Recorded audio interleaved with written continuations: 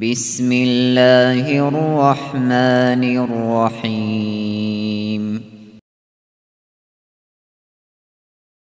طلع البدر علينا من ثنيات الوداع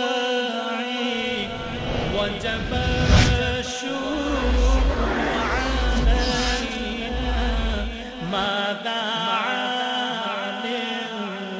اللهم إني أعوذ بك أن أشرك بك وأنا أعلم وأستغفرك لما لا أعلم۔ اے اللہ تبارک و تعالی، جانتے ہوئے علم رکھتے ہوئے میں آپ کے ساتھ شرک کروں۔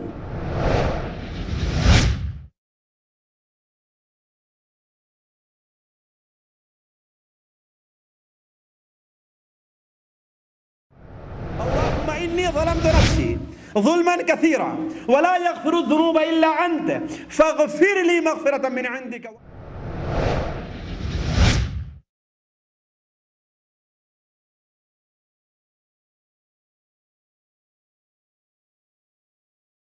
اللهم عالم الغيب والشهادة فاطر السماوات والأرض رب كل شيء ومليكه أشهد أن لا إله إلا أنت أعوذ بك من شر نفسي وشر الشيطان وشركه۔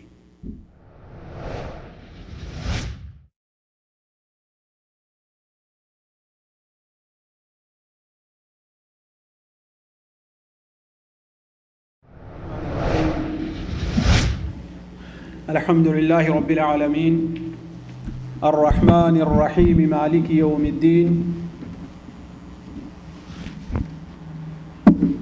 ونشهد أن لا إله إلا الله ونشهد أن سيدنا ومولانا محمدا عبده ورسوله أرسله إلى الناس كافة بشيرا ونذيرا أما بعد فإن خير الحديث كتاب الله وخير الهدي هدي الله السميع العليم من الشيطان الرجيم بسم الله الرحمن الرحيم وقال ربكم ادعوني أستجب لكم إن الذين يستكبرون عن عبادتي سيدخلون جهنم داخرين سبحانك لا علم لنا إلا ما علمتنا إنك أنت العليم الحكيم رب اشرح لي صدري ويسر لي أمري واحلل عقدة من لساني يفقه قولي واحلل عقدة من لساني يفقه قولي۔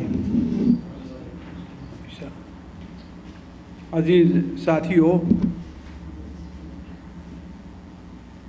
آج کا درس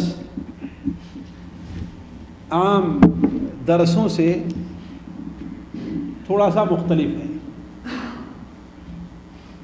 آج کا درس 3 دعاؤں کے اوپر مشتمل ہے کہ آپ لوگوں کے سامنے 3 دعا اور اس سے متعلق کچھ باتیں رکھی جائیں گی اور پھر آخر میں ان دعاؤں کی فوٹو کاپی آپ لوگوں پر وعلیکم السلام تقسیم کی جائے گی تاکہ آپ لوگ ان دعاؤں کو یاد کر لیں۔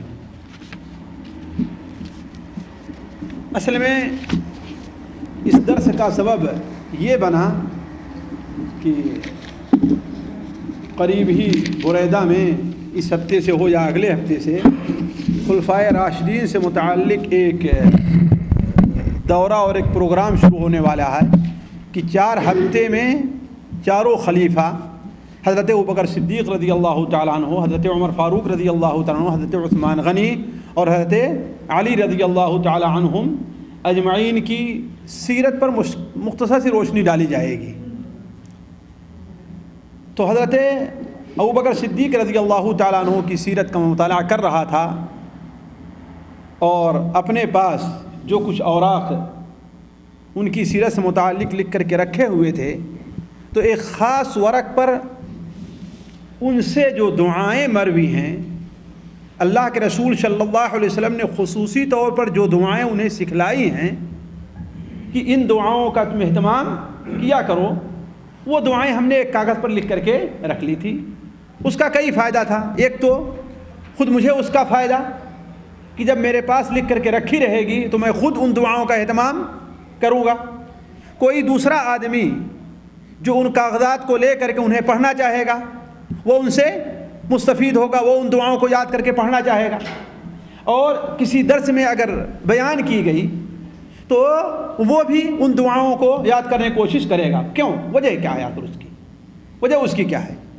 اس لیے کہ جب نبیوں کے بعد تمام انسانوں میں سب سے افضل شخص اور سب سے بہتر شخص، اللہ تعالیٰ کو سب سے پیارا شخص، جو خصوصی طور پر ان دعاؤں کو اللہ کے رسول صلی اللہ علیہ وسلم طلب کر رہا ہے اور ان دعاؤں کا اہتمام کر رہا ہے، تو ہم جیسے گنہگار لوگ جن کی زندگی عبادات میں کم اور بہت کم، خرافات، دنیا کے کام اور گناہ کے کاموں میں زیادہ اور بہت زیادہ بسر ہوتی ہے، وہ تو اس بات کے زیادہ حقدار ہیں کہ ان دعاؤں کو یاد کریں اور ان دعاؤں کو پڑھنے کی کوشش کریں۔ دیکھیے، ایک مسلمان ہونے کے ناطے اور اس میں بھی اہل سنت والجماعت ہونے کے ناطے ایک مسلمان کا عقیدہ یہ ہے کہ نبیوں کے بعد سب سے زیادہ جاننے والے اور سب سے زیادہ افضل کون شخص ہیں؟ وہ حضرت ابوبکر صدیق رضی اللہ تعالیٰ عنہ ہے۔ یعنی دین کا جتنا علم حضرت ابوبکر صدیق کو تھا، کسی اور آدمی کو نہیں ہے۔ اللہ کے رسول صلی اللہ علیہ وسلم کے نزدیک جتنے پیارے اور جتنے محبوب حضرت ابوبکر صدیق تھے، کوئی دوسرا نہیں ہے۔ اسی لیے یہ اصل موضوع سے الگ بات ہے، لیکن سنتے چلیں کہ اللہ کے رسول صلی اللہ علیہ وسلم نے ایک بار ایک مشہور صحابی حضرت عمرو بن العاص، حضرت عمرو بن العاص بڑے مشہور صحابی ہیں، انہیں کہیں پر بھیجا، آپ صلی اللہ علیہ وسلم نے انہیں کہیں پر بھیجا اور فوج کا کمانڈر بنا کر کے بھیجا۔ وعلیکم السلام ورحمۃ اللہ۔ انہیں فوج کا کمانڈر بنا کر کے بھیجا اور اس فوج میں ان کی قیادت میں حضرت ابوبکر و عمر بھی تھے۔ تو انہوں نے سمجھا کہ ایسا لگتا ہے کہ میں اللہ کے رسول صلی اللہ علیہ وسلم سے بہت زیادہ محبوب ہوں، ذرا ادھر آ جائیں تھوڑا سا، تاکہ جو ہے لوگوں کو جگہ۔ وعلیکم السلام۔ اور جو بوڑھے لوگ نہیں، جوان سامنے بیٹھ جائیں نا، کوئی ٹیک نہیں لگانا ہے کہ نہیں؟ تو بہتر رہے گا تاکہ بوڑھوں کو ٹیک لگانے کے لیے جگہ مل جائے، ہے کہ نہیں؟ ہاں، اور آگے آ جاؤ، آگے آ جاؤ، آگے آ جاؤ۔ جب دیوار چھوڑ ہی دیا ہے تو آگے بیٹھ جاؤ، چلو سب سے اچھا۔ ہاں، کنارے ہو جائیں، ہاں تھوڑا ادھر آئے، چلیے۔ تو حضرت عمرو بن العاص نے یہ سمجھا کہ اللہ کے رسول صلی اللہ علیہ وسلم کے نزدیک میں بہت زیادہ محبوب ہوں، تبھی تم میری قیادت میں کس کو رکھا؟ حضرت ابوبکر و عمر کو بھی رکھا۔ تو جنگ سے واپس آئے تو واپس آنے کے بعد سوال کرتے ہیں کہ یہ اللہ کے رسول صلی اللہ علیہ وسلم، آپ کے نزدیک سب سے پیارا کون ہے؟ آپ کے نزدیک سب سے محبوب کون ہے؟ تو آپ نے فرمایا عائشہ۔ آپ صلی اللہ علیہ وسلم کیا فرمایا کہ میرے نزدیک سب سے محبوب کون ہے؟ عائشہ رضی اللہ عنہ۔ اور عائشہ کون ہے جی؟ آپ صلی اللہ علیہ وسلم کی بیوی ہیں۔ حضرت ان کے باپ کا نام کیا تھا؟ ہاں زور سے بولو، آج تک شرما کیوں رہے ہو؟ غلطی ہوئی پھر بھی بولو۔ ان کے باپ کا نام کیا تھا؟ حضرت ابوبکر صدیق رضی اللہ تعالی عنہ تھا۔ حضرت عائشہ دین کے لحاظ سے دنیا کی سب سے بڑی عالمہ کون ہے؟ حضرت عائشہ۔ حضرت عائشہ رضی اللہ تعالی عنہا ہیں۔ آپ صلی اللہ علیہ وسلم کے ساتھ وہ کتنے سال رہی ہیں؟ بولو کتنے سال رہی ہیں آپ کے ساتھ؟ تو بھائی 9 سال رہی ہیں۔ اس لیے کہ آپ صلی اللہ علیہ وسلم جب مدینہ منورہ تشریف لے آئے تو 1 سال کے بعد ان کی رخصتی ہوئی۔ اس وقت ان کی عمر کتنی تھی؟ 9 سال کی تھی۔ رخصتی ہوئی ہے کب؟ 1 سال کے بعد مدینہ منورہ۔ اس وقت عائشہ کی عمر کتنی تھی؟ کتنی تھی؟ 9 سال تھی۔ اور آپ مدینہ منورہ میں کتنے دن رہے ہیں؟ علیہ السلام 10 سال رہے نا, تو 1 سال آنے کے بعد رخصتی ہوئی تو کتنے دن بچے؟ 9 سال. 9 سال ان کی عمر تھی. تو آپ کا جب انتقال ہوا تب ان کی عمر کتنی تھی حضرت عائشہ کی؟ بولو بھائی, اس میں بھی حساب لگانا. 9 کتنے ہوتے ہیں؟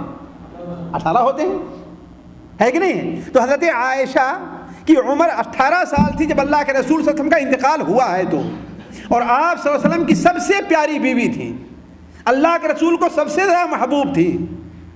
ایک بار آپ نے بیان فرمایا کہ مردوں میں تو بہت سے لوگ ولی کامل نکلے ہیں, نبی بھی بنائے گئے ہیں, بزرگ نکلے ہیں, بہت سے لوگ ہیں, لیکن عورتوں میں 4 عورتیں بڑی کاملہ گزری ہیں. کون کون ہیں؟ حضرت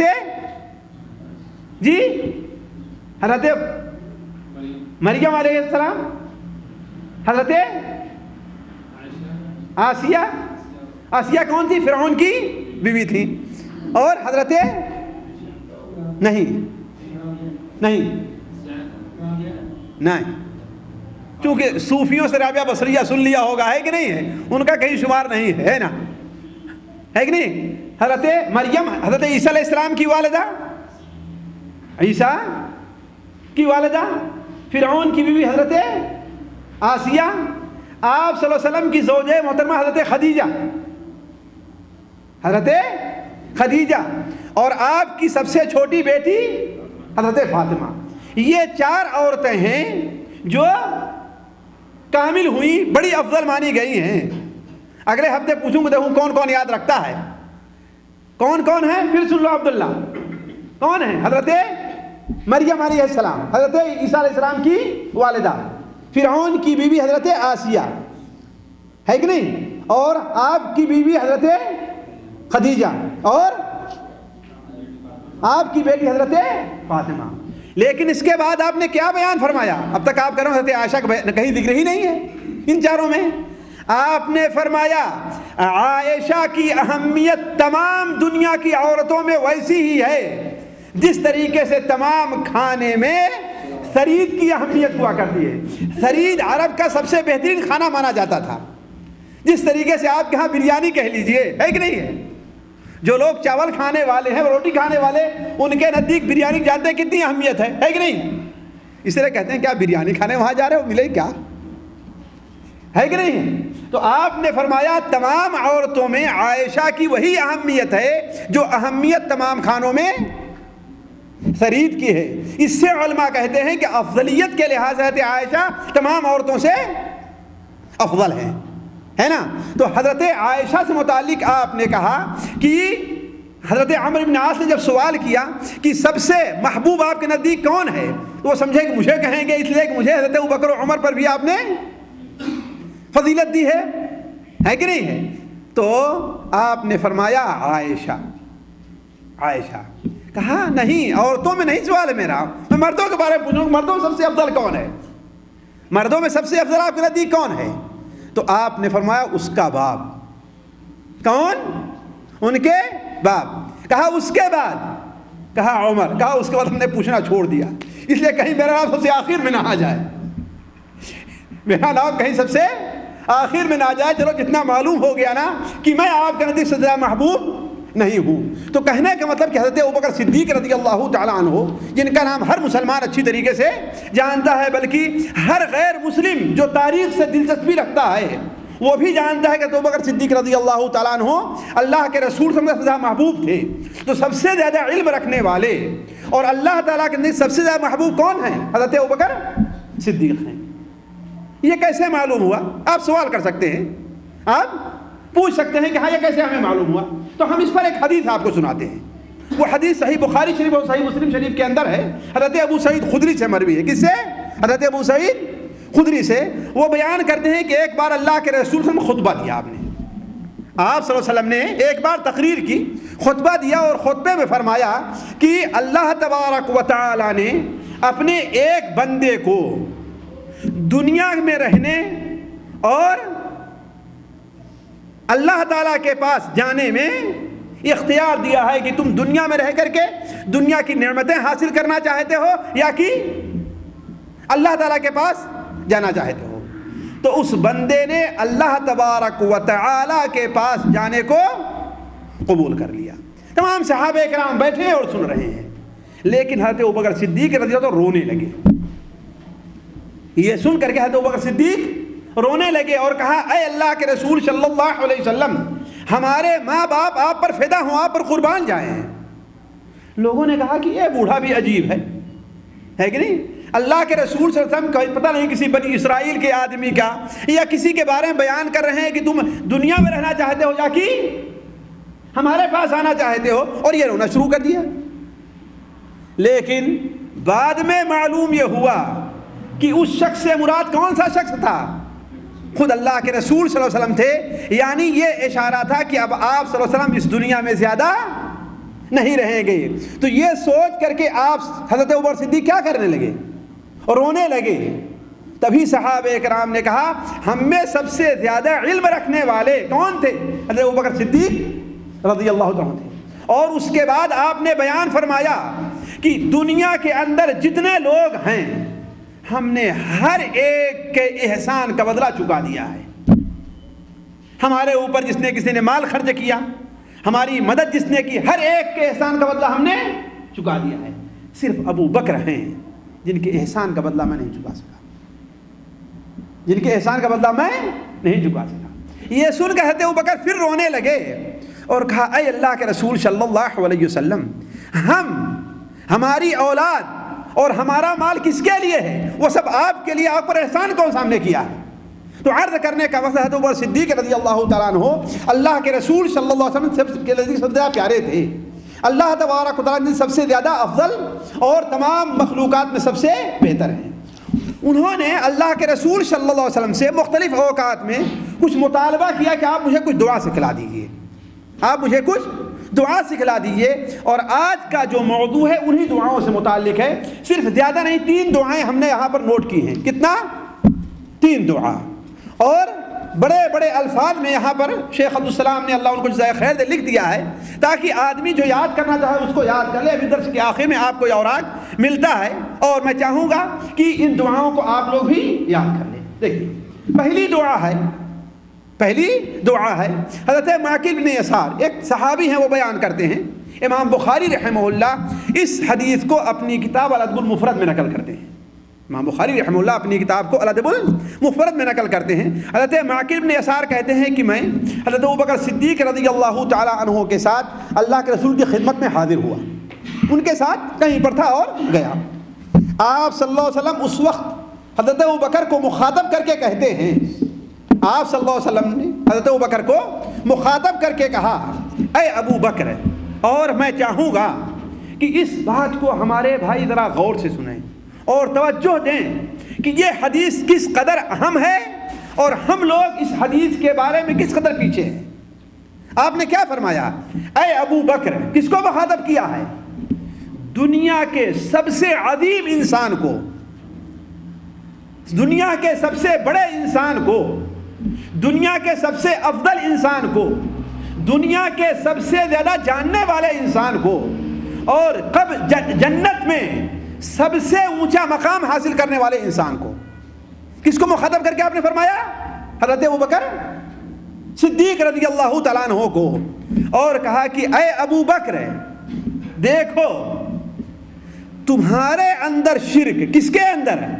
تم لوگوں کے اندر شرک اتنی پوشیدہ طور پر سیاحت کر کے جانے والا ہے جس طریقے سے چیونٹی پوشیدہ طور پر چل کر کے آتی ہے۔ واللہ مجھے بتائیں آپ لوگ، اگر آپ لوگ سامنے کی طرف دیکھ رہے ہیں، دائیں بائیں اور پیچھے آپ میں سے کوئی شخص نہیں دیکھ رہا ہے، اگر آپ کے پیچھے کوئی چیونٹی چل کر کے آ رہی ہو تو آپ اس کو محسوس کریں گے؟ جی محسوس کر پائیں گے اس کو؟ آپ نہیں محسوس کر پائیں گے۔ آپ سامنے دیکھ رہے ہوں تو شاید آپ جان جائیں کہ ہاں یہ چیونٹی میری طرف آ رہی ہے، لیکن پیچھے کی طرف سے آ رہی ہے، دائیں طرف سے اور بائیں طرف سے، اور آپ کی نظر اس کے اوپر نہیں پڑ رہی ہے، تو آپ کبھی بھی نہیں جان سکتے کہ ہاں چیونٹی میری طرف چل کر کے آ رہی ہے۔ تو جس طریقے سے پوشیدہ طور پر وہ چیونٹی تمہارے طرف آئے اور تم اسے جان نہیں سکو گے، اسی طریقے سے شرک تمہارے اندر سرایت کر کے آ جائے گا۔ کیا چیز؟ شرک۔ یعنی معلوم کیا ہوا کہ تم لوگوں سے شرک کا ارتکاب ہوگا، تم لوگوں سے شرک کا ارتکاب ہوگا اور شرک کے تم لوگ مرتکب ہوگے۔ حضرت ابوبکر صدیق رضی اللہ تعالی عنہ یہ سن کر کے کہنے لگے، اے اللہ کے رسول صلی اللہ علیہ وسلم، کیا غیر اللہ کو اپنا معبود بنا لینے کے علاوہ کوئی اور چیز بھی شرک ہے؟ یعنی ہم اللہ کے علاوہ کسی اور کی پوجا کریں، ہم کسی اور کی عبادت کریں، کسی اور کے لیے نماز پڑھیں، کسی اور سے دعائیں مانگیں، کسی اور کے سامنے سجدہ کریں، اس کے علاوہ شرک اور بھی کوئی چیز ہے؟ کہنے کا مقصد کیا تھا؟ مقصد یہ تھا کہ ہم شرک کو تو اچھی طریقے سے پہچانتے ہیں، ہم سے شرک کیسے سرزد ہوگا، ہم شرک کیسے کر سکتے ہیں؟ آپ صلی اللہ علیہ وسلم نے مزید کیا فرمایا؟ اس ذات کی قسم، وہ لوگ، ان لوگوں کو سوچنا چاہیے، غور کرنا چاہیے جو یہ کہتے ہیں کہ جو شخص لا الہ الا اللہ محمد الرسول اللہ کا اقرار کر لے، 5 وقت کی نماز پڑھ لے، 1 مہینے کا روزہ رکھ لے، حج کر لے اور زکوٰۃ دے لے، وہ شرک کے اندر مبتلا نہیں ہوتا۔ وہ ذرا غور کریں کہ آپ صلی اللہ علیہ وسلم کیا بیان فرما رہے ہیں؟ اس ذات کی قسم جس کے قبضے میں میری جان ہے، جس کے ہاتھ میں میری جان ہے، تمہارے اندر شرک اسی طریقے سے پوشیدہ طور پر سرایت کر کے جانے والا ہے جس طریقے سے چونٹی آہستہ آہستہ پوشیدہ طور پر چلا کرتی ہے۔ اس کے بعد آپ نے بیان فرمایا کہ دیکھو یہ ہے اصل، کیا میں تمہیں وہ دعا نہ بتلا دوں، تمہیں وہ دعا نہ سکھلا دوں کہ اس دعا کو اگر تم لوگ پڑھ لیا کرو، اس دعا کو اگر تم پڑھ لو، ظاہر بات صرف زبان سے پڑھنا نہیں، اس کو سمجھنا بھی ہے۔ اگر اس دعا کو تم پڑھ لو، اور بعض روایات میں آیا کہ 3 بار پڑھ لو، 3 بار پڑھ لو، تو اللہ تبارک و تعالی تمہارے ہر شرک کو معاف کر دے گا، چھوٹے شرک کو بھی معاف کر دے گا، بڑے کو بھی معاف کر دے گا، زیادہ کو بھی معاف کر دے گا، اور تھوڑے شرک کو بھی معاف کر دے گا۔ وہ دعا کون سی ہے؟ ذرا سوچیں، آیا وہ دعا اس لائق ہے کہ نہیں، اس کا ہم اہتمام کریں۔ جب ہم سے شرک کا سرزد ہونا یہ غالب گمان ہے، ہمیں نہیں کہتا کہ یقینی ہے، ہم جیسے لوگوں سے تو یقینی ہے، لیکن کوئی بزرگ سے بزرگ ہو غالب گمان ہے، اس لیے جب صحابہ کرام سے شرک کا سرزد ہونا ممکن ہے تو ہم اور دوسرے بعد کے بزرگ لوگوں کا کیا شمار ہے؟ کوئی شمار ہے ان کا؟ کوئی شمار نہیں، ان کا کوئی شمار نہیں ہے۔ اس لیے یہ دعا اس لائق ہے کہ اسے یاد کر کے اس کا اہتمام کیا جائے۔ وہ دعا کیا ہے ساتھیوں؟ صرف 1 سطر میں ہے، بس زیادہ نہیں ہے، 1 سطر میں ہے۔ وہ دعا کیا ہے؟ اللہم انی اعوذ بک ان اشرک بک وانا عالم واستغفرک لما لا اعلم، بس اتنی اس طرح۔ اللہم انی اعوذ بک ان اشرک بک وانا عالم واستغفرک لما لا اعلم۔ اے اللہ تبارک و تعالی، جانتے ہوئے، علم رکھتے ہوئے میں آپ کے ساتھ شرک کروں، اس سے میں آپ کی پناہ میں آتا ہوں۔ یعنی آپ مجھے محفوظ رکھیے، بچا لیجئے کہ میں جان بوجھ کر کے آپ کے ساتھ شرک کروں۔ اور اگر انجانے میں ہم سے کوئی شرک ہو جا رہا ہے، نادانی میں ہم سے شرک ہو جا رہا ہے، تو اے اللہ تبارک و تعالی اسے آپ معاف کیجیے گا۔ دیکھیے، اس حدیث سے متعلق میں چند باتیں آپ کے سامنے رکھنا چاہتا ہوں۔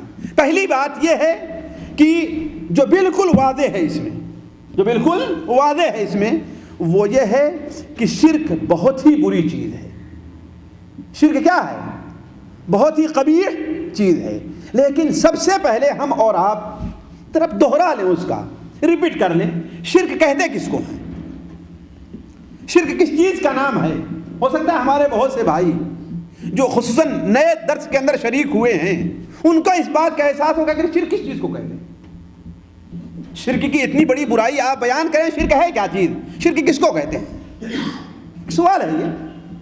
آپ میں سے کوئی کھڑے ہو کر کے شرک کی تعریف کر سکتا ہے؟ انوار؟ اللہ کے ذات اور صفات میں شریک کرنا چاہیے. بڑی غنیمت ہے. چلیے اور کوئی اس سے بہتر تعریف جانتا ہے؟ قاری صاحب جی ہاں کہیے.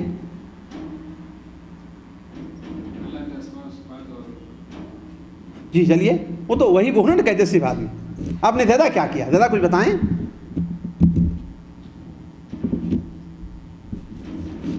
بہت سے لوگ اپنا سر نیچے کر لیں کہیں مجھ سے نہ پوچھ بیٹھے مولوی صاحب.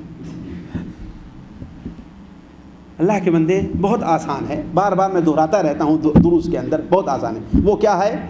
اللہ تبارک و تعالیٰ کی ذات میں, اس کی صفات میں, اس کے کام میں, اس کے حقوق میں, بس 4 چیزیں ہیں, زیادہ نہیں. آپ نے سب سے بہتر بات, قاری صاحب کی اچھی تعریف آپ نے کی ہے. اللہ تبارک و تعالیٰ کی ذات میں, اس کی صفات میں, اس کے کام میں اور اس کے حقوق میں کسی کو ساجھا بنانے کا نام کیا ہے؟ یہی چیز شرک ہے. میں تھوڑا سا اس کی وضاحت کرتا ہوں, ذرا سنیں گے. یعنی اللہ تعالیٰ کی ذات میں کیا معنی ہے؟ ذات جانتے ہیں نا, کسی چیز کا وجود. یعنی ہم کسی ذات کو اللہ تبارک و تعالیٰ کی طرح اس کا ایسا وجود مانیں کہ جیسا اللہ تبارک و تعالیٰ ہمیشہ سے ہے اور ہمیشہ رہے گا, ہے کہ نہیں ہے؟ وہ بھی ہمیشہ سے ہے اور ہمیشہ رہے گی, اور اگر ہمیشہ سے نہیں ہے تو وہ ہمیشہ رہے گی, ہے کہ نہیں؟ چاہے ہماری نظروں کے سامنے ہو یا ہماری نظروں سے پوشیدہ ہو. یا جس طریقے سے یہود نے کہا کہ حضرت عزیر اللہ کے بیٹے ہیں, جس طریقے سے نصارہ نے کہا حضرت عیسیٰ اللہ کے بیٹے ہیں, اسی طریقے سے ہم کسی ذات کو اللہ تبارک و تعالیٰ کا جز مان لیں, اللہ تبارک و تعالیٰ کا پرتو مان لیں, اللہ تعالیٰ کا سایہ مان لیں. یہی چیز کیا شرک ہے؟ یہی چیز کیا ہے؟ شرک ہے. یہود نے کیا کہا کہ اللہ تبارک و تعالیٰ کے بیٹے کون ہیں؟ عزیر ہیں. اللہ تعالیٰ کی ذات میں انہوں نے شریک کیا, ہے کہ نہیں؟ گویا بیٹا کیا ہوتا ہے؟ باپ کا ایک جز, ایک حصہ ہوتا ہے نا, ہے کہ نہیں؟ بیٹا کیسے پیدا ہوتا ہے؟ باپ کے نطفے ہی تو پیدا ہوتا ہی نہیں پیدا ہوتا.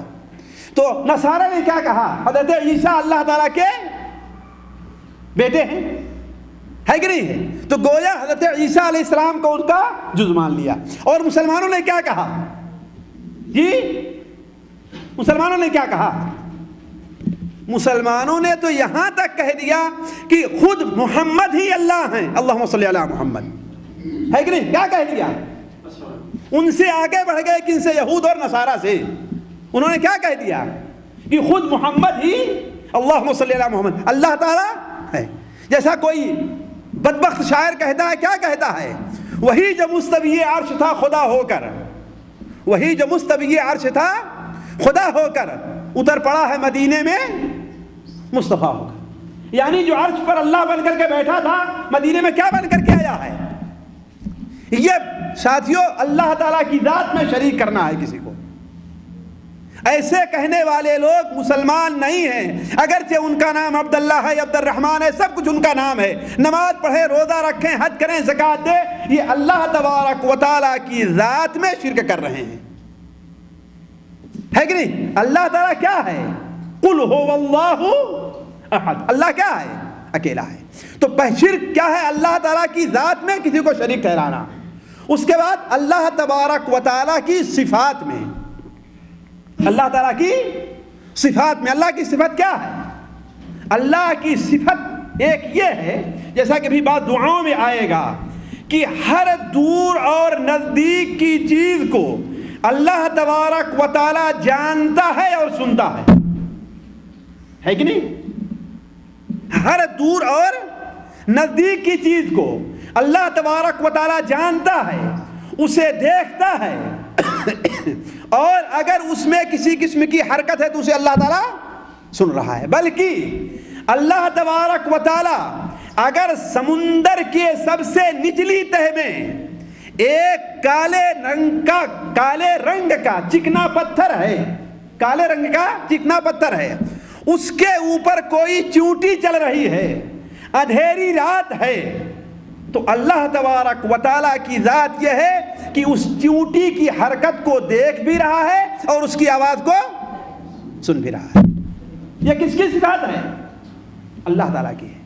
اگر یہ چیز ہم کسی اور کے بارے میں مانتے ہیں تو کیا کرتے ہیں؟ اللہ تعالیٰ کے ساتھ جس طریقے سے ہمارے بہت سے لوگ کیا کہتے ہیں کہ اللہ کے رسول صلی اللہ علیہ وسلم غیب جانتے تھے، اور کیا کہتے ہیں؟ حاضر اور ناظر ہیں۔ کیا کہتے ہیں؟ حاضر اور، کیا معنی ہوتا ہے حاضر اور ناظر کا؟ بہت سے ہمارے بھائی بولتے ہیں لیکن سمجھتے نہیں اس کا معنی کیا ہے۔ حاضر یعنی آپ ہر جگہ موجود ہیں، یہاں بھی موجود ہیں آپ، نعوذ باللہ من ذالک، حمام میں بھی موجود ہیں آپ، نعوذ باللہ من ذالک۔ ہر جگہ حاضر اور ناظر کا، آپ حمام میں بھی ہیں، حاشا للہ۔ ناظر یعنی دیکھ رہے ہیں، یہ شرک ہے اللہ تعالیٰ کی صفات میں، اللہ تعالیٰ کے علم میں شرک ہے۔ تو عرض کرنے کا مقصد کہ اللہ تعالیٰ کی ذات میں، اس کی صفات میں، اور اس کے کام میں، اور اس کے کام میں، اللہ تعالیٰ کا کام کیا ہے؟ ساری دنیا کا نظام چلانا کس کا کام ہے؟ جی اللہ تعالیٰ کا۔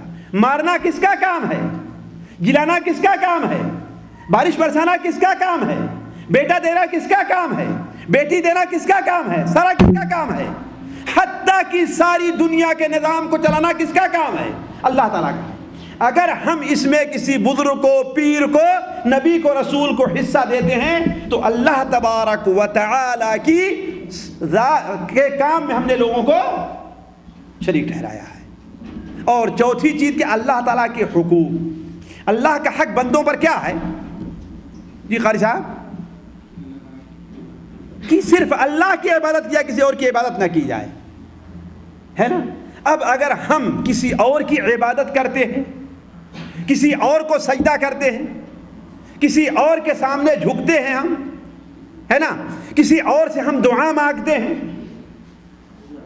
ہے کہ نہیں، کسی اور کے سامنے ہم چڑھاوا چڑھاتے ہیں کسی پر جا کر کے، تو یہ چیز کیا ہے؟ اللہ تعالیٰ کی عبادت میں شرک ہے، جو کسی طریقے سے جائز نہیں ہے۔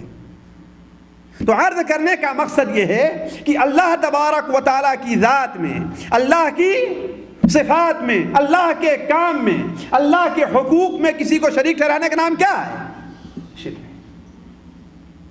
ہے کہ نہیں ہے؟ تو یہ شرک ہے۔ ظاہر بات لمبی ہو جائے گی، کچھ بڑا شرک ہے اور کچھ چھوٹا شرک ہے، کچھ ظاہر شرک ہے اور کچھ پوشیدہ شرک ہے کہ نہیں ہے؟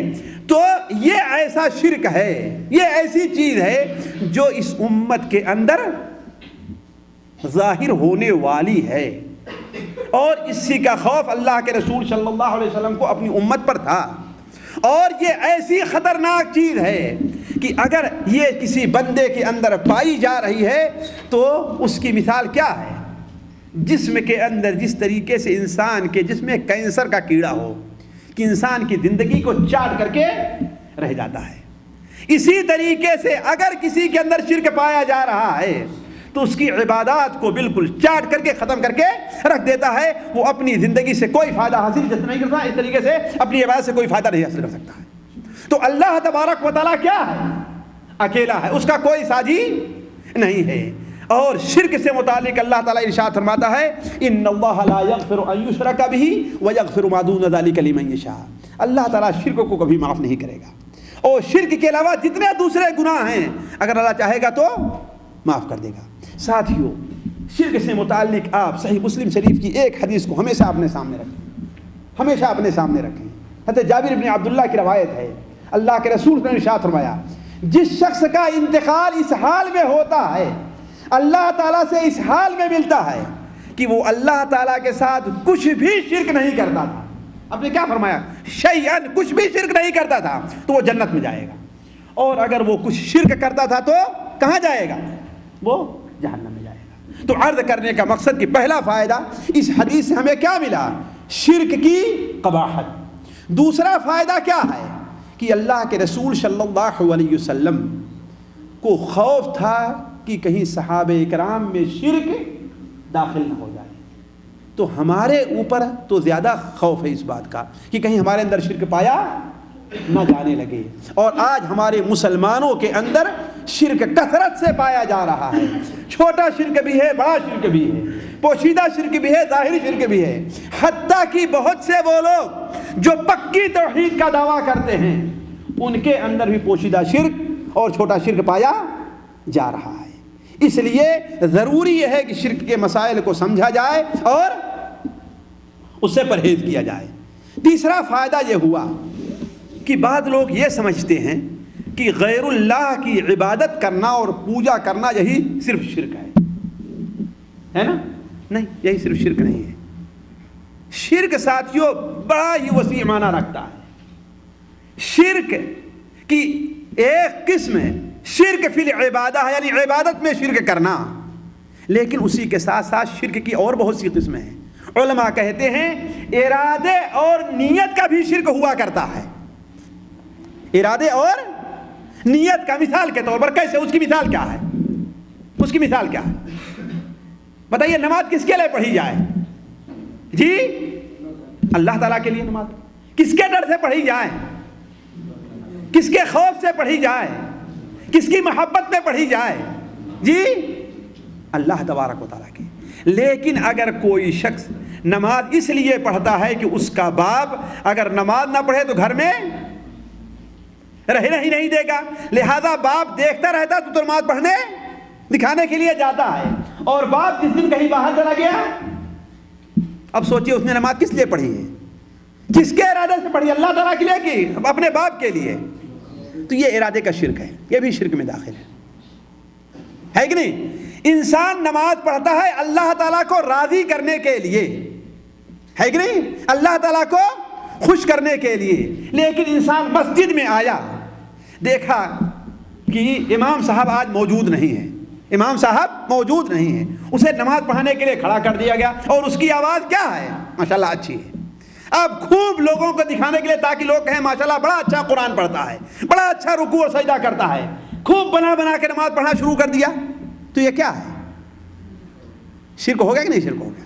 تو ارادے اور نیت کا بھی شرک ہوا کرتا ہے. اسی طریقے سے اطاعت کے اندر شرک, اطاعت کے اندر شرک. خیر یہ لمبا مسئلہ ہے, کہیں کسی دوسری مجلس میں ہم شرک کی یہ دوسری تعریفیں آپ لوگوں کے سامنے رکھیں گے. عرض کرنے کا مقصد ہے کہ شرک جو ہے صرف عبادت یعنی نماز, روزہ, حج, زکات ہی کے اندر نہیں, بلکہ شرک کی اور بھی بہت سی قسمیں. حتیٰ کہ ذرا سوچیں, اگر کوئی آدمی غیر اللہ سے وہ محبت کرتا ہے جو اللہ تعالیٰ سے کرنی چاہیے, تو گویا یہ بھی کیا ہے؟ شرک ہے. محبت کے اندر اللہ قرآن مجید میں ارشاد ہے وَمِنَ النَّاسِ مَن يَتَّخِذُ مِن دُونِ اللَّهِ أَندَادًا يُحِبُّونَهُم كَحُبِّ اللَّهِ. بہت سے لوگ یہ ہیں کہ اللہ کے علاوہ دوسروں کو اپنا ند, اللہ تعالیٰ کا ند اور شریک بنا رکھا ہے, اور ان سے ویسے ہی محبت کرتے ہیں جیسے اللہ تعالیٰ سے محبت کرتے ہیں. جس طریقے سے اللہ سے ڈرنا چاہیے, اگر کوئی آدمی غیر اللہ سے ڈرتا ہے تو کیا ہے؟ یہ بھی کیا ہے؟ جس طریقے سے اٹھتے بیٹھتے سوتے جاگتے اللہ تعالیٰ کا ذکر کرنا چاہیے, اگر کوئی آدمی غیر اللہ کا ذکر کرتا ہے تو کیا ہے یہ؟ جس طریقے سے ہمارے بہت سے مسلمان اٹھیں گے یا رسول اللہ, یا علی, یا غوث اعظم کا نعرہ لگاتے ہیں نہیں لگاتے ہیں؟ یہ شرک ہے کہ نہیں؟ ان میں اور غیر مسلم جو رام کو اور کرشن کو پکارتا ہے, دونوں میں کوئی فرق نہیں ہے شرک کے اندر. وہ بھی اپنے بزرگوں کا نام لے کر کے یا رام رام کہہ رہا ہے, اور یہ بھی اپنے بزرگوں کو لے کر کے یا رسول اللہ یا غوث اعظم کا نعرہ بلند کر رہا ہے. یہ اسلام نہیں. اسلام کیا ہے کہ دعا کس سے مانگی جائے گی؟ مصیبت میں, پریشانی میں کس کو پکارا جائے گا؟ ڈرا کس سے جائے گا؟ محبت کا دعویٰ کس سے کیا جائے گا؟ صرف اللہ تعالیٰ سے, ہے کہ نہیں؟ اسی لیے اگر بہت سے وہ لوگ, مثال دیتا ہوں میں, ایک گناہ کا کام ہے مثال کے طور پر, مان لیا کہ ان کا لڑکا ہے, وہ فلم دیکھنے کے لیے ان سے 10 روپے مانگتا ہے. کتنا؟ خیر آج کل 10 روپے کی تو کوئی اہمیت ہی نہیں ہے, یہ ہم لوگوں کو بچپن کی بات تھی کہ 10 روپے میں جاؤ فلم وغیرہ دیکھ کر کے چلے آؤ, بلکہ رکشے سے جاؤ, ہے نا, وہ سفر کا خرچہ بھی 10 روپے میں مل جائے گا. لیکن آج 10 روپے کوئی اہمیت ہی نہیں ہے نا. آج تو فقیر بھی جو بھیک مانگتا ہے وہ بھی 1-2 روپے لینے کے لیے تیار نہیں ہوتا ہے کہ نہیں. اسے بھی اب 10 روپے اور اس سے زیادہ چاہیے ہے کہ نہیں.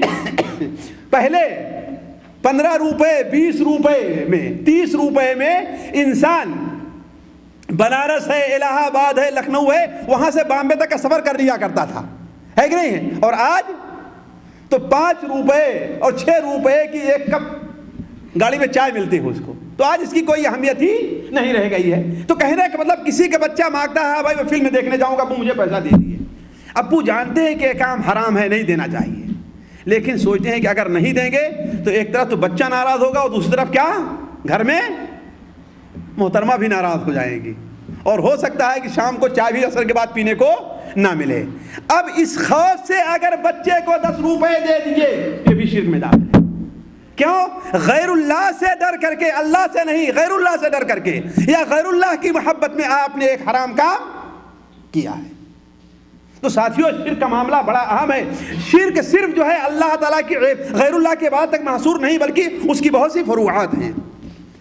چوتھی بات, بندہ اگر ذرا اس پر غور کریں گے, بندہ اگر اس بات کا اہتمام کرتا ہے شرک کو جاننے کی اور اس سے بچنے کی, لیکن انجانے میں اس سے شرک ہو جائے تو اللہ تبارک و تعالیٰ اس پر اس کی گرفت نہیں کرتا ہے, اس پر اس کی پکڑ نہیں کرتا, اللہ تعالیٰ اسے معاف کر دے گا. اور آخری بات, اس دعا کی اہمیت اور اس کا اہتمام کرنا چاہیے. یہ دعا بڑی اہم ہے, تبھی تو اللہ کے رسول صلی اللہ علیہ وسلم نے اپنے سب سے پیارے اور سب سے محبوب انسان کو یہ دعا سکھائی ہے. وہ دعا کیا ہے؟ اللہم انی اعوذ بک ان اشرک بک وانا اعلم واستغفرک لما لا اعلم. یہ پہلی دعا تھی جس سے متعلق آپ کے سامنے بات مختصر کرنے کے باوجود بھی تھوڑی سی طویل ہو گئی. اب دوسری دعا کی طرف آتے ہیں.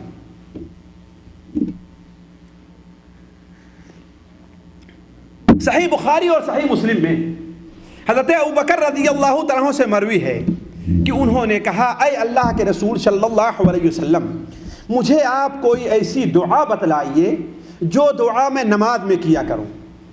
نماز پڑھتے ہیں کہ نہیں پڑھتے ہیں آپ لوگ جی؟ یہاں تو جو نہ پڑھتا ہو وہ بھی کہے گا میں پڑھتا ہوں, اس لیے تمام لوگوں کے سامنے کیسے بے عزتی کو برداشت کرے, ہے کہ نہیں ہے. لیکن ہاں واللہ مجھے خوشی ہے نماز پڑھیے اور ضرور پڑھنا چاہیے, ہے کہ نہیں ہے. نماز دین کی بڑی اہم بنیاد ہے. توحید کے بعد رسالت اور توحید کے اقرار کے بعد سب سے اہمیت کس کو حاصل ہے؟ زیادہ اہمیت نماز کو حاصل ہے. بے نمازی جو ہے اس کے اسلام کے اندر تو شبہ ہے. ساتھیوں کو مسلمان ہے بھی کہ نہیں مسلمان ہے. برا نہ مانیں کہ بہت سے لوگ ہیں جو کہتے ہیں کہ ارے یہ مولوی کی بات کیا سننی ہے, تو بے نمازی کو کافر کہتا ہے. میں ہوں کون کافر کہوں گا؟ میری کیا اہمیت ہے, میری کیا حیثیت ہے, میں کیا ہوں؟ کچھ نہیں ہوں. کس نے کہا ہے یہ بات؟ اللہ کے رسول صلی اللہ علیہ وسلم نے کہی. صحیح مسلم شریف میں ہے کہ بندے کے درمیان اور کفر اور شرک کے درمیان فرق کرنے والی چیز کیا ہے جی؟ میں فتویٰ لگا رہا ہوں جی. بہت سے لوگ اسی الغات میں ہیں, مجھ سے اسی بنیاد پر ناراض ہوئے کہ ہاں اس مولوی کی تقریر سننے نہ جاؤ. کیوں؟ یہ تو کہتا ہے جو نماز نہیں پڑھتا وہ کافر ہے. میں کون ہوں کہنے والا؟ یہ کون کہہ رہا ہے؟ اللہ کے رسول صلی اللہ علیہ وسلم کہہ رہے ہیں کہ جس نے ایک وقت بھی نماز کو جان بوجھ کر کے چھوڑ دیا یہاں تک کہ اس کا وقت نکل گیا تو وہ شخص کیا ہو جاتا ہے؟ کافر ہو جاتا ہے. تو ساتھیوں بڑی اہم چیز ہے نماز. نماز کا بڑا اہتمام کرنا چاہیے. تو حضرت ابوبکر نے سوال کیا, اے اللہ کے رسول صلی اللہ علیہ وسلم, آپ مجھے کوئی ایسی دعا بتلائیے جس دعا کو میں نماز میں پڑھا کروں. بعض علماء کا خیال ہے کہ اللہ کے رسول صلی اللہ علیہ وسلم نے صحابہ کرام سے بیان کیا کہ تم لوگ جب نماز کے آخر میں بیٹھو تو التحیات پڑھو. کیا پڑھنا ہے؟ ظاہر بات ہر انسان کو جو نماز پڑھتا ہے اس کو یاد ہے التحیات للہ والصلوات والطیبات, ہے کہ نہیں؟ اس کے بعد کیا پڑھنا ہے نماز التحیات کے بعد جی؟ درود شریف پڑھنی, اللہم صلی علی محمد وعلی آل محمد آخر تک. اس کے بعد آپ نے فرمایا بہترین دعا جو تم کو معلوم ہو اس دعا کا انتخاب کر لو تم. یعنی التحیات کے بعد اور درود شریف کے بعد جو دعا تمہیں یاد ہو اچھی وہ دعا پڑھا کرو. تو حضرت ابوبکر صدیق رضی اللہ عنہ فرمایا کہ اے اللہ کے رسول صلی اللہ علیہ وسلم اس جگہ پر میں کون سی دعا پڑھا کروں؟ میں اس جگہ پر میں کون سی دعا پڑھوں؟ وہ دعا مجھے آپ بتلا دیجئے. تو آپ نے فرمایا تم کہو. آپ نے کیا فرمایا؟ تم کہو اللہم انی ظلمت نفسی ظلما کثیرا ولا یغفر الذنوب الا انت فاغفر لی مغفرۃ من عندک وارحمنی انک انت الغفور الرحیم. مشکل سے اس کے 5 جملے یا 6 جملے ہیں، زیادہ نہیں ہے اس کے. اللہم انی ظلمت نفسی ظلما کثیرا ولا یغفر الذنوب الا انت فاغفر لی مغفرۃ من عندک وارحمنی انک انت الغفور الرحیم. ساتھیو اس کا ترجمہ کیا ہے؟ اے اللہ تبارک و تعالیٰ، ذرا دیکھیں، اے اللہ تبارک و تعالیٰ ہم نے اپنے اوپر بہت زیادہ ظلم کیا ہے. ہم نے اپنے اوپر بہت زیادہ. یہ دعا کس کو سکھا رہے ہیں آپ جی؟ کس کو؟ حضرت ابوبکر صدیق رضی اللہ عنہ کو. واللہ ابھی میں ان کا ترجمے سے متعلق کچھ دیکھنے لگا تو ایک حدیث میری نظر سے گزری. ذرا دیکھیں آپ ایک حدیث کہ ان کا مقام جنت میں کتنا اونچا ہے. ذرا دیکھیں. آپ نے فرمایا کہ جنت میں بعض لوگوں کا اتنا اونچا مقام ہوگا، اتنا اونچا مقام ہوگا نیچے والوں کے مقابلے میں جتنی دور اوپر چمکتا ہوا کوئی تارا دکھائی دیتا ہے. سنن ترمذی کے اندر یہ روایت موجود ہے. کتنا اونچا ہوگا؟ جتنی دور چمکتا ہوا اوپر تارا دکھائی دیتا ہے. اور کہا عام لوگوں کے مقابلے میں ابو بکر و عمر کا مقام ویسے ہی ہے. ذرا سوچیں کتنا اونچا مقام ہے ان کا، کہ کتنا فرق ہم میں. تو چھوڑ دیجئے عام صحابہ کرام کے مقابلے میں ابو بکر کا کتنا اونچا مقام تھا، اور انہیں آپ کون سی دعا سکھا رہے ہیں؟ اللہم انی ظلمت نفسی. اے اللہ تبارک و تعالی ہم نے اپنے اوپر بہت ظلم کیا ہے. اپنے اوپر ظلم کرنے کا معنی کیا ہے ساتھیو جی؟ ظلم کرنے کا معنی کیا ہے؟ ہاں ہم سے اگر گناہ سرزد ہو رہا ہے یا نیکیوں میں کوتاہی ہو رہی ہے، گناہ سرزد ہو رہا ہے یا عبادت کے کام میں ہم سے کوتاہی ہوئی، ظلماً کثیرا بہت زیادہ. اللہم انی ظلمت نفسی ظلماً کثیرا ولا یغفر الذنوب الا انت. اے اللہ تبارک و تعالی آپ کے علاوہ گناہوں کو اور کوئی معاف کرنے والا نہیں. ذرا دیکھیں گناہ کو کون معاف کرنے والا ہے؟ کہ غوث اعظم معاف کرنے والے ہیں جی؟ اللہ تعالیٰ کے علاوہ کوئی معاف کرنے والا نہیں ہے. ساتھیو یہ میری اپنی بات نہیں ہے، یہ بخاری شریف کے اندر یہ حدیث ہے. آپ نے کیا فرمایا؟ تم کہو ولا یغفر الذنوب الا انت. اے اللہ آپ کے علاوہ گناہوں کو معاف کرنے والی اور کوئی ذات نہیں ہے.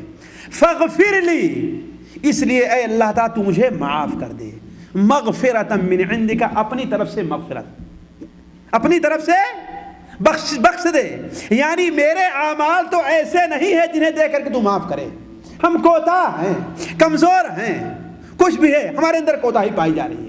تو اپنی طرف سے مہربانی کرتے ہوئے، فضل کرتے ہوئے، رحم کرتے ہوئے، ہمارے اوپر نظر کرم کرتے ہوئے اے اللہ تو مجھے معاف کر دے. فاغفر لی مغفرۃ من عندک وارحمنی، اور تو میرے اوپر رحم فرما.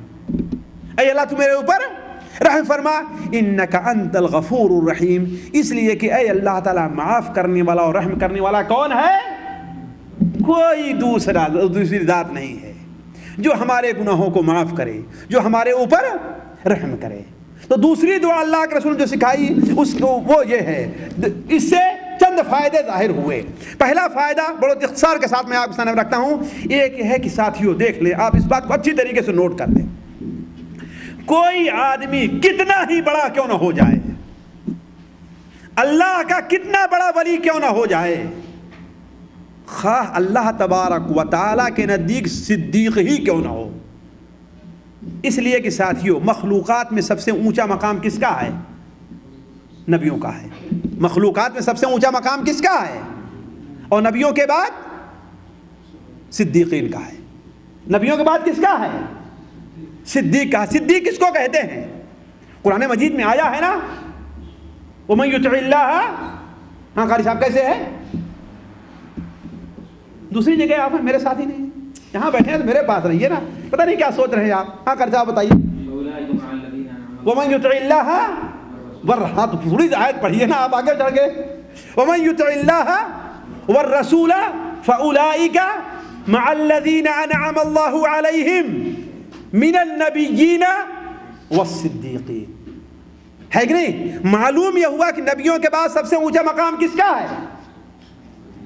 صدیق کا ہے. لیکن صدیق کس کو کہتے ہیں ساتھیوں؟ جی شریعت کے اصطلاح میں قرآن کی طرف صدیق کس کو کہتے ہیں؟ جی قاری صاحب صدیق کس کو کہتے ہیں؟ آپ کبھی جھوٹ نہ بولے، آپ صدیق ہو جائیں. میں شریعت کی اصطلاح پوچھ رہا ہوں. صدیق کے معنی بہت زیادہ سچ بولنے والے، اس میں کوئی شک نہیں ہے. صدیق کی تعریف کون کرے گا؟ کوئی کرے. صدیق کی تعریف کس کو کہتے ہیں؟ شریعت کے اصطلاح میں صدیق کس کو کہتے ہیں؟ شریعت کی ہر چیز کو سچ ماننا. اللہ جزائے خیر دے بیٹا تم کو، ماشاء اللہ. شرم آنی چاہیے تمام لوگوں کے اوپر. وہ دیکھیں چھوٹا سا بچہ ہے، نبیوں پر سب سے پہلے جو ان کی تصدیق کرے، ہر بات ان کی سب سے پہلے قبول کر لے بغیر کسی رد و قد کے، بغیر کسی تردد کے، سب سے پہلے نبیوں پر جو ایمان لے اسے کیا کہتے ہیں؟ صدیق کہتے ہیں. سچے ہو، یعنی اگرچہ تھوڑی سی کوتاہی ہے لیکن جو اس نے تعریف کی ہے اس نے صحیح کی ہے. تو صدیق کس کو کہتے ہیں؟ نبیوں پر سب سے پہلے ایمان لے آنے والا، بغیر کسی جھجک کے، بغیر کسی تردد کے. نبیوں کی جو جس حال میں بھی آئے نبی، اس کی بات کو مان لینے والا کیا ہے؟ صدیق ہے. حضرت ابوبکر کو صدیق کیوں کہا گیا ہے اور کس دن صدیق لقب ملا ہے؟ کوئی بتا سکتا ہے؟ تھوڑی سی بھول ہو رہی ہے.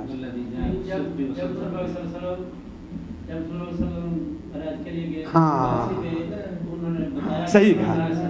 ہاں معراج، جب معراج کو آپ تشریف لے آئے نا تو بہت سے لوگ جو مسلمان ہوئے تھے وہ ماننے کے لیے تیار نہیں ہوئے. کہا یہ کیسے ہو سکتا ہے کہ ہمیں بیت المقدس جاتے ہوئے کتنی دیر لگتا ہے؟ 1 مہینہ لگتا ہے، اور یہ رات کے ایک حصے میں گیا اور چلا. اور یہ بھی نہیں بلکہ حضرت ابوبکر صدیق سے لوگوں نے کہا کہ اپنے ساتھی کے بارے میں آپ کیا کہتے ہیں؟ نہیں، اس شخص کے بارے میں کیا کہتے ہیں جو دعویٰ کرے کہ شام رات کو بیت المقدس گیا اور واپس آ گیا؟ تو وہ صدیق نے کہا کہ وہ جھوٹ کہہ رہا ہے. کہا کہ ہاں آپ کے ساتھی جس کے اوپر آپ ایمان لے آئے ہیں وہ یہ. آپ نے کہا اگر وہ کہہ رہے ہیں تو سچ کہہ رہے ہیں. اس وقت جہاز نہیں تھے ساتھیوں، اتنے تیز رفتار سواریاں نہیں تھیں کہ جہاں گھوڑے اور اونٹ پر سفر کرنے کے لیے 1 مہینہ لگتے ہیں، آدمی یہ دعویٰ کر دے رہا ہے کہ ہاں رات میں گئے اور واپس چلے آئے. کس عقل میں یہ بات آنے والی تھی؟ لیکن کہا چونکہ آپ کہہ رہے ہیں، کون؟ اللہ کے رسول، اس لیے سچ کہہ رہے ہیں. تو اسی دن ان کا لقب کیا پڑ گیا ہے؟ صدیق پڑ گیا ہے. تو کہنے کا مطلب کوئی کتنے اونچے مقام پر پہنچ جائے، صدیق ہی کیوں نہ ہو، ان کے بعد کے ولیوں کا ذکر تو چھوڑ دیجئے. ہے کہ نہیں؟ ان کے بعد کے بزرگوں کا ذکر چھوڑ دیجئے. ان سے اللہ تبارک و تعالی کے حقوق سے متعلق کوتاہی ضرور ہوتی ہے. اگر کوتاہی نہ ہوتی تو اللہ کے رسول یہ دعا نہ سکھلاتے. ہے کہ نہیں؟ بہت سے لوگ اگر کسی بزرگ کے بارے میں یہ کہو کہ اللہ ان کے گناہوں کو معاف کرے، ارے ناراض ہو جاتے، ارے ان سے گناہ ہوگا. بلکہ دلی میں ایک مفتی صاحب کے انتقال کے بارے میں آج سے چند سال پہلے کانفرنس ہوئی، تو اس میں ایک اہل حدیث نے کھڑے ہو کر یہ کہہ دیا کہ مثلا اچھے تھے، یہ تھے، وہ تھے، اللہ ان کے گناہوں کو معاف کرے، ان کے درجات کو بلند کرے. لوگ ناراض ہو گئے، کرے ان کے گناہوں کو معاف. یعنی اس کا مطلب وہ آسمان سے اتر کر کے اور زمزم کے پانی سے دھول کر کے یہاں لائے گئے، ان سے غلطی ہونے والی ہے ہی نہیں. صدیق کے متعلق آپ کیا کہہ رہے ہیں؟ اللہم انی ظلمت نفسی ظلما کثیرا. تو معلوم یہ ہوا ساتھیوں، انسان بڑے سے بڑا کیوں نہ ہو. اسی لیے ذرا آپ اس بات کو سوچئے، قیامت کے دن تمام کے تمام لوگ حشر کے میدان میں اکٹھا ہوں گے اور نبیوں کے پاس سفارش کی درخواست کرنے جائیں گے. تو ہر نبی اپنی غلطی کا اعتراف کرے گا کہ ہاں ہم سے یہ غلطی ہوئی ہے، میں اللہ تعالیٰ سے آج کوئی بات نہیں کہہ سکتا. تو عرض کرنے کا مقصد، کوئی شخص نیکی میں کتنا آگے بڑھ جائے لیکن اس سے گناہ کا سردد ہونا ممکن نہیں، بلکہ صرف ممکن ہی نہیں بلکہ یقینی اس میں کوتاہی اس سے کچھ نہ کچھ ضرور رہ جایا کرتی ہے. دوسری بات ساتھیوں، دعا کے آداب میں یہ داخل ہے کہ بندہ پہلے اپنی کمزوری اور عاجزی کا اعتراف کرے. یہ بڑی اہم چیز ہے. عام طور پر لوگ دعا کرتے ہیں لیکن دعا کے آداب کو مد نظر نہیں رکھتے. کہے اے اللہ تعالیٰ ہم کمزور ہیں، ہم سے غلطی ہو جاتی، یہ گناہ کا ہم سے ہو گیا ہے. اے اللہ تعالیٰ ہم تو غلطیوں کے پتلے ہیں. اے اللہ تعالیٰ ہم سے بڑی کوتاہی ہو جاتی ہے. اے اللہ تعالیٰ آپ جیسے نماز چاہتے ہیں وہ ویسی نماز نہیں پڑھ پاتا. ہم سے زکوٰۃ دینے میں صدقہ کرنے میں کوتاہی ہوتی ہے. اے اللہ تعالیٰ تمہارے گناہوں کو معاف کر دے، ہماری ان تقصیرات کو معاف کر دے. تو دعا کے آداب میں ایک ادب یہ داخل ہے کہ انسان پہلے اپنی غلطیوں کا، اپنی کوتاہیوں کا اعتراف کرے. اور اللہ تعالیٰ کے نبی جو تھے وہ ایسا ہی کیا کرتے تھے. چنانچہ حضرت موسیٰ علیہ السلام جب جوان ہوئے تو ایک بار باہر نکلتے ہیں تو کیا دیکھا کہ ان کے خاندان کا ایک شخص اور فرعون کے خاندان کا ایک شخص دونوں آپس میں لڑ رہے ہیں نا، ہے کہ نہیں؟ تو موسیٰ علیہ السلام کے خاندان کا جو شخص تھا اس نے موسیٰ علیہ السلام سے مدد چاہی کہ نہیں چاہی؟ فَاسْتَغَاثَهُ الَّذِي مِن شِيعَتِهِ عَلَى الَّذِي مِن عَدُوِّهِ. تو موسیٰ علیہ السلام ماشاءاللہ اچھے تندرست ہٹے کٹے جوان تھے، اپنے ساتھی اپنے خاندان والے کی مدد کرنے کے لیے آگے بڑھے اور فرعون کے خاندان والے کو ایک مکہ رسید کیا تو کیا ہو گیا؟ وہ پورا اس دنیا ہی سے دوسری دنیا میں پہنچ گیا. فَوَكَزَهُ مُوسَىٰ فَقَضَىٰ عَلَيْهِ. موسیٰ علیہ السلام نے صرف ایک زور کا پھیٹ لگایا تھا کہ وہ دوسری دنیا میں چلا گیا. لیکن موسیٰ علیہ السلام کو اعتراف ہوا کہ ہم سے غلطی ہو گئی، ہے کہ نہیں؟ تو موسیٰ علیہ السلام نے کیا کہا تھا اس وقت؟ قاری صاحب اور ایوہ ہاں، قال رب انی ظلمت نفسی. اے اللہ تبارک تعالیٰ ہم نے اپنے اوپر ظلم کیا ہے، ہم سے غلطی ہو گئی، ہم سے کوتاہی. تو سب سے پہلے اپنی غلطی کا اعتراف کیا ہے. تو کوئی بھی دعا آپ کیجئے سب سے پہلے اپنی غلطی کا اعتراف. حضرت یونس علیہ السلام کی دعا بڑی مشہور ہے نا. اللہ کے رسول صلی اللہ علیہ وسلم کا ارشاد ہے کہ جو پریشان حال، محتاج، مجبور حضرت نوح علیہ السلام کی دعا، حضرت یونس علیہ السلام کی دعا کرے گا اللہ تعالیٰ اس کی مجبوری کو دور کرے گا. وہ دعا کیا ہے؟ لا الہ الا انت سبحانک انی کنت من الظالمین. دیکھیں اپنی غلطی کا اعتراف ہے. اے اللہ تعالیٰ میں ظالموں میں سے ہوں، گناہ گار ہوں، کوتاہی ہو گئی، ہم سے غلطی ہو گئی، تجھے معاف کر دے، ہے نا. تو دعا کا ایک ادب یہ ہے کہ انسان اپنی غلطی کا اعتراف کرے. کوتاہی، اے اللہ تعالیٰ ہم سے تو نماز میں بھی کوتاہی ہوتی ہے، اے اللہ ہم سے یہ ہوتا ہے، اس چیز کا اعتراف کر کے انسان دعا کرے. چوتھی چیز یہ ہے، تیسری بات یہ ہے کہ گناہوں کی معافی کا حق صرف کس کا ہے؟ جی اللہ تعالیٰ کا ہے. نیکیوں کو قبول کرنے کا حق صرف کس کا ہے؟ جی دنیا کا کوئی ولی، کوئی نبی، کوئی بزرگ، کوئی پیر اسے گناہوں کے معاف کرنے کا اختیار حاصل نہیں ہے. اگر یہ اختیار ہم نے کسی کو دیا ساتھیوں تو اللہ تعالیٰ کی ذات کے ساتھ اللہ کی حقوق میں ہم نے کیا کیا ہے؟ شرک کیا. واللہ ایک شخص بتا رہے تھے کہ جنہوں نے سنا اپنے کانوں سے کہ مینا کے اندر ایک شخص اپنے ہی ملک میں اپنے کسی دوست کو یا بھائی کو ٹیلی فون کرتا ہے، کہتا ہے کہ حج تو بڑی آسانی سے ہو گیا ہے. پتہ نہیں حج ہوا بھی ہے کہ نہیں ہے. حج تو بڑی آسانی سے ہو گیا ہے، ذرا داتا گنج بخش کے دربار میں جا کر کے یہ کہہ دیجیے گا کہ میرا حج قبول کر لے. نعوذ باللہ من ذالک. داتا گنج بخش کا مزار کہاں ہے نا؟ تقدیر بدلنے والے کا ہے بیچ شہر میں ڈیرا. اعوذ باللہ من ذالک. یہ کس کو کہتے ہیں؟ انہی کے بارے میں کہا ہے داتا گنج. داتا کون ہے ساتھیوں؟ ہم میں اور غیر قوم میں یہی تو فرق ہے کہ ہم داتا کس کو مانتے ہیں.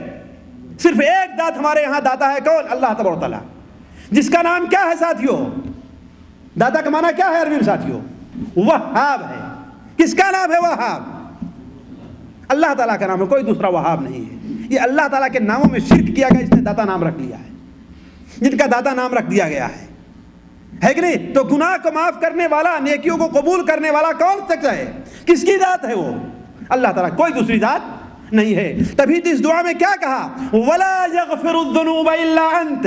اے اللہ تعالیٰ گناہ کو معاف کرنے والا صرف تو ہی ہے اور کوئی دوسرا گناہ کو معاف کرنے والا نہیں ہے. اور چوتھا فائدہ یہ ہے کہ اللہ تعالیٰ کی صفات اور اس کے ناموں کا واسطہ اور وسیلہ لینا دعا کی قبولیت کا سبب ہے. یعنی اے اللہ تعالیٰ تو رحم کرنے والا ہے، اے اللہ تو معاف کرنے والا ہے، تیری رحمت کا وسیلہ میں لیتا ہوں، تیری مغفرت کا واسطہ میں دیتا ہوں، تمہیں گناہوں کو معاف کر دے. اے اللہ تبارک و تعالیٰ تو روزی دینے والا ہے، تو گناہگاروں کو بھی روزی دیتا ہے، نیکوکار لوگوں کو بھی روزی دیتا ہے.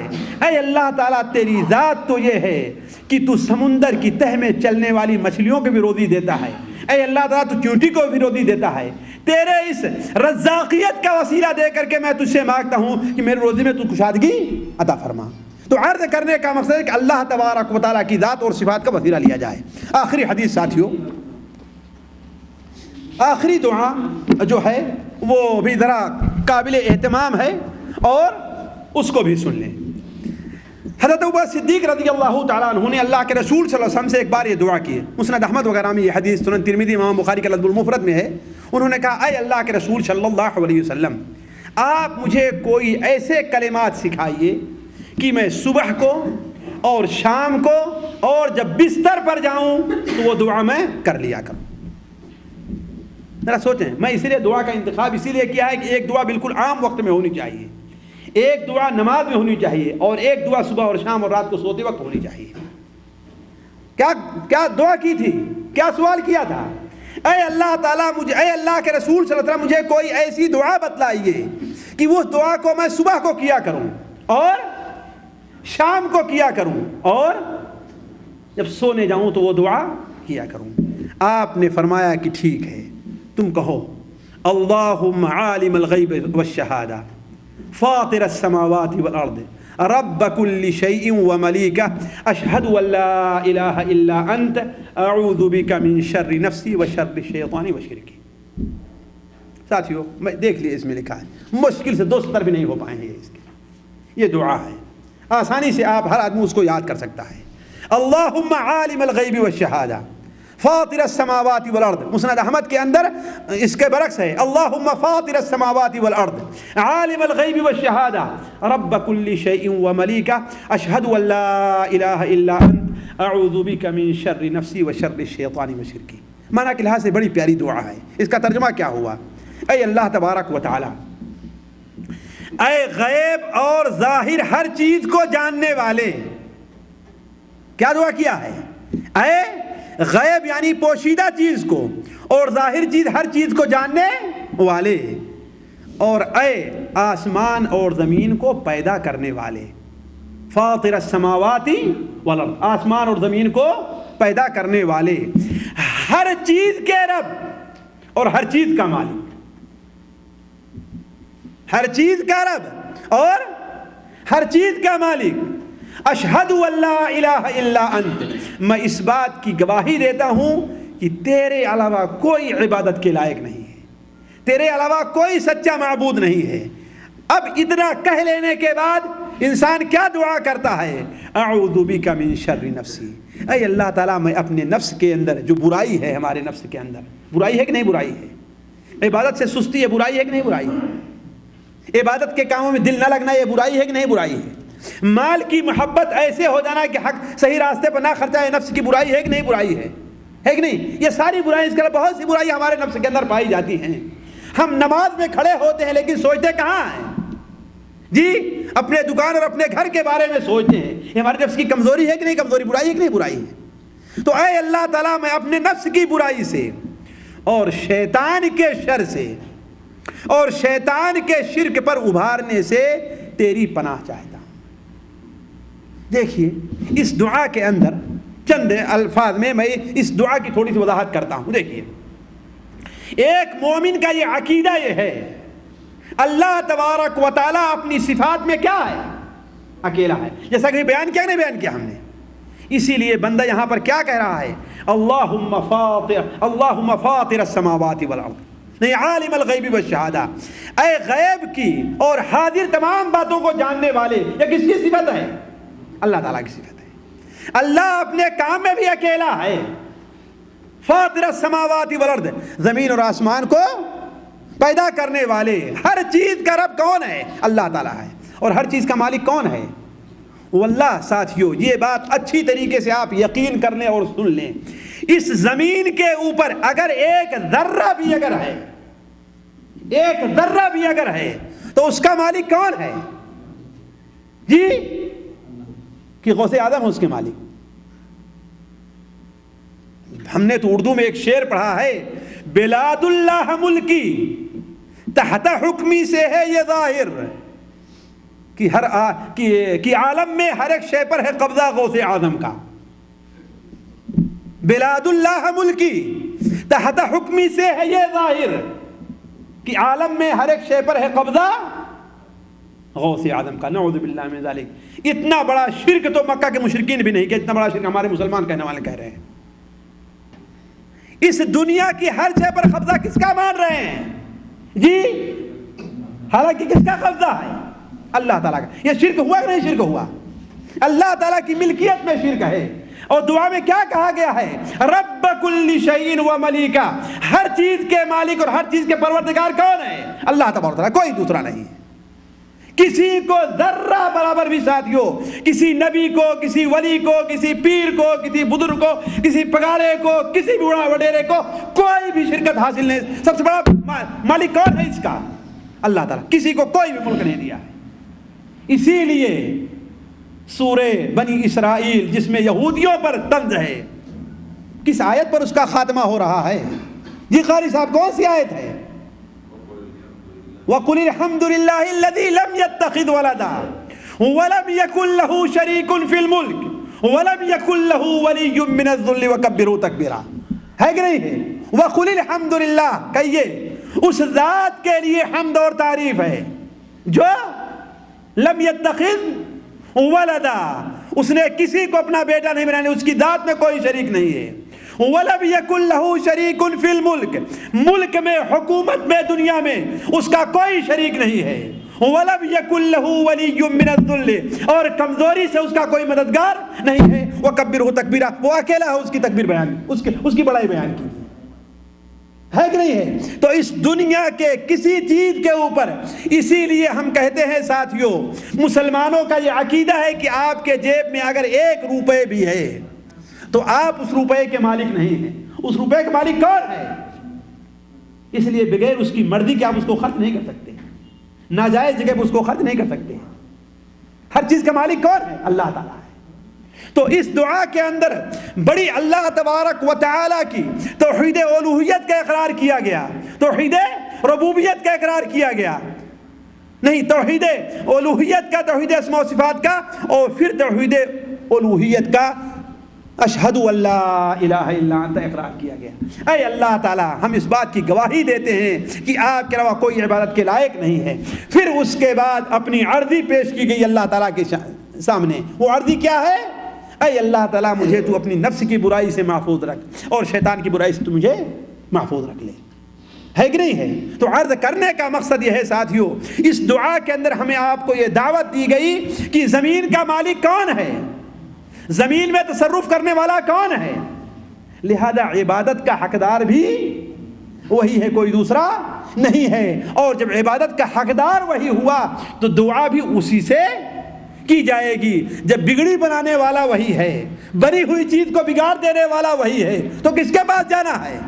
اسی سے مانگنا ہے، کسی دوسرے سے مانگنا نہیں ہے۔ تو یہ دعائیں 3 آپ کے سامنے رکھی گئیں۔ اللہ تبارک و تعالیٰ سے دعا ہے کہ اللہ تعالیٰ ہمیں اور آپ تمام لوگوں کو ان دعاؤں کو سیکھنے اور اس کے مطابق اس کا اہتمام کرنے کی توفیق عطا فرمائے، خصوصاً سمجھ کر کے ان کے جگہوں پر پڑھنے کی ہمیں اور آپ کو توفیق دے۔ پہلی دعا جو ہم نے کی آپ لوگوں کو سنائی، وہ دعا دن میں 1-2 بار ہر انسان کو ضرور پڑھ لینی چاہیے، یعنی جو شرک سے متعلق ہے۔ دوسری دعا نماز کے اندر تشہد میں اسے ضرور پڑھنے کی کوشش کرنی چاہیے۔ اور تیسری دعا جو ہم نے آپ کے سامنے رکھی ہے وہ کب؟